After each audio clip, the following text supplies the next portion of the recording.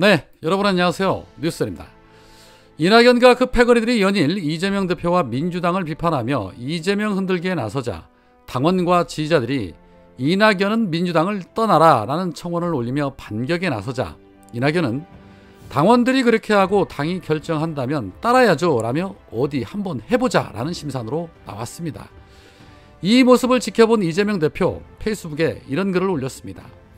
표현의 자유는 민주주의의 유체이고 누구나 다양한 의견을 표명할 수 있어야 한다. 그래서 민주주의는 다양성의 예술인 것이다. 자유롭게 의견을 개진하고 국민들의 판단을 받는 것이 정치다. 더구나 정적 결사체인 정당에서는 더욱 그러해야 한다.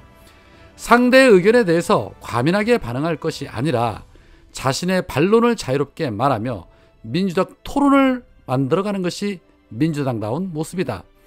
국민의 삶을 방기한 정권의 무도함이 점입가경이다. 무너진 민주주의를 살리고 민생을 회복하려면 가용 가능한 모든 자원을 동원해야 한다. 배제의 정치가 아니라 통합과 단결의 정치가 필요하다. 총선에서 승리해 정권의 폭주를 멈춰 세우는 것은 민주당의 역사적 사명이다. 함께 힘을 모아 무도한 정권 심판하고 민생을 회복하는데 총력을 다합시다 라고 말했습니다. 이낙연과 그 패거리들이 떠들던지 말던지 일일비는 하지 말자. 모든 것은 현명한 우리 국민들이 다 판단한다. 지금은 윤석열 정권에 맞서 싸우기도 벅찬 시기다 해서 단 한 명이라도 윤석열과 싸우고자 하는 자들이 있다면 같은 편이 돼야 한다. 그렇게 통합하고 단합을 해서 싸워야만이 윤석열 정권 심판하고 무너진 민주주의를 바로 세울 수 있다. 총선 승리할 때까지 하나의 의견으로 간주하고 적대하며 싸우지 말자. 때 되면 다 정리가 된다라는 말로 해석이 됩니다. 그리고 또 한편으로는 이낙연에게 빅엿을 날린 것이라고 봅니다. 네가 백날 첫날 떠들어봐야 달라질 건 없어 라는 것이죠. 정치 천재라는 말이 괜히 나오는 게 아닙니다. 이재명 대표의 이 같은 반응에 가장 타격을 받는 사람 누구겠습니까? 그렇습니다. 이낙연과 그 패거리들입니다. 아무리 두들겨도 꿈쩍도 하지 않고 빙그레 웃으며 어디 더 해봐 라는 거 아닙니까? 결국에는 이낙연이 민주당에서 쫓겨나는 그림을 그려가려는 움직임을 아예 사전 차단하는 이재명 대표의 선제 타격에 오히려 이낙연은 더 큰 타격을 받은 꼴이 됐습니다. 이상민이 제풀에 지쳐나간 것처럼 조만간 이낙연 패거리들도 그렇게 될 것으로 보여집니다.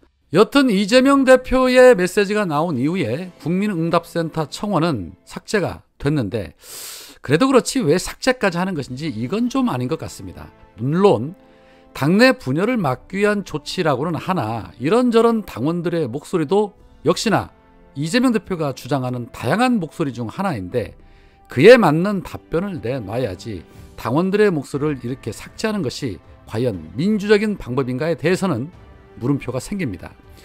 자, 그런 가운데 법인카드 유용 의혹과 관련해서 검찰의 압수수색 대상이었던 세탁소 사장이 극단적인 선택을 암시하는 메시지를 남기고 실종됐다는 소식에 경찰이 대대적인 실종자 찾기에 나섰고 언론은 이 부분을 마치 이재명 대표 때문인 것처럼 기사 타이틀을 이재명 법카 의혹이라며 대대적으로 떠들고 있었습니다.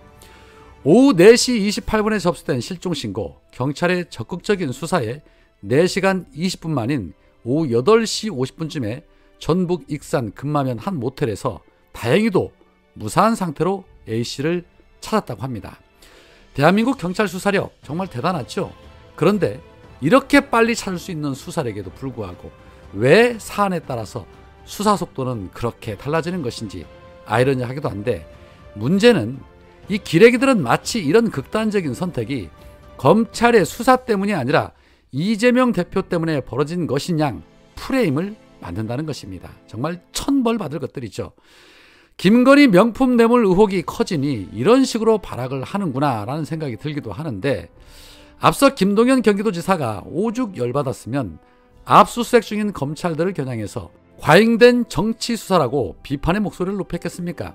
무도한 정권에 이어 무도한 검찰 그리고 무도한 언론들까지 이 바로잡을 것들이 한둘이 아닙니다. 얼마의 시간이 걸리든 반드시 바로 잡아야죠. 자, 그런 한편 전두환 쿠데타를 모토로 한 서울의 봄 영화가 개봉 14일 만에 관객 500만 명을 돌파했습니다. 익히 아는 내용이지만 보는 내내 분노를 감출 수가 없고 심박수가 급격하게 올라갈 수밖에 없게 만드는 영화로 조만간 1000만 관객을 달성할 것으로 보입니다.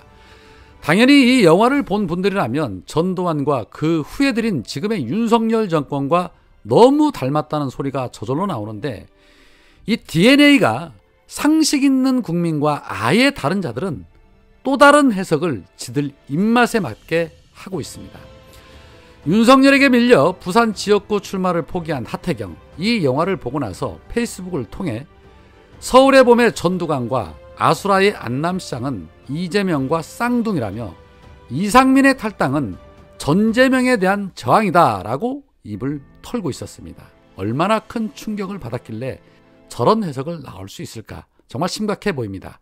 그런데 내용은 더 심각합니다.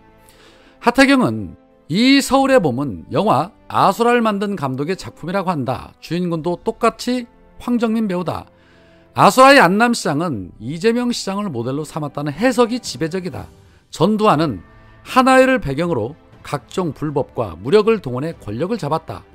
이재명에게 하나회는 철험회와 개딸들이다. 권력을 잡기 위해 수단과 방법을 가리지 않는 행태까지 똑같다. 영화를 보고 돌아오는 길에 민주당의 이상민 의원이 탈당했다는 뉴스를 접했다. 민주당이 이재명의 사당, 개딸당으로 변질돼 반상식적이고 파렴치한 행태가 상습적으로 만연됐다는 것이다. 이상민 의원의 탈당은 쿠데타에 맞서 항전했던 참 군인들처럼 민주당의 전재명 독재에 대한 저항으로 기록될 것이다 라고 정신 너갱이 빠진 소리를 짓거리고 있었습니다. 심하게 많이 아픈가 봅니다. 아니면 총선 앞두고 이재명 대표 끌고 들어가면 본인 체급이 더 커질 것이라고 판단한 것 같기도 한데, 정신 가출한 것이나 제대로 찾길 권해드립니다. 윤석열도 오로지 이재명 물고 늘어지더니 이것들은 그냥 기승전 이재명이면 만사 형통인 줄 아나 봅니다. 세상에 민주당 지지자들을 하나이라고 하는 못들이가 다 있습니다. 그런 정신 상태로 총선 치르겠습니까? 그러니 윤석열에게 처발리는 겁니다. 감히 어디서 전두환의 후예들이 어디 민주시민들에게 하나회라고 주둥이를 털어댑니까? 그렇게 자의적인 해석으로 이재명을 까면 국힘당이 전두환의 후예당에서 벗어나칩니까? 아니면 윤석열이 전두환과 똑같다는 것이 바뀌기를 합니까? 그러면 그럴수록 자기 고백하는 것밖에 안 되는 겁니다. 세상 사람들이 비웃습니다. 정말이지 참 안타깝습니다. 오늘은 여기까지입니다. 고맙습니다.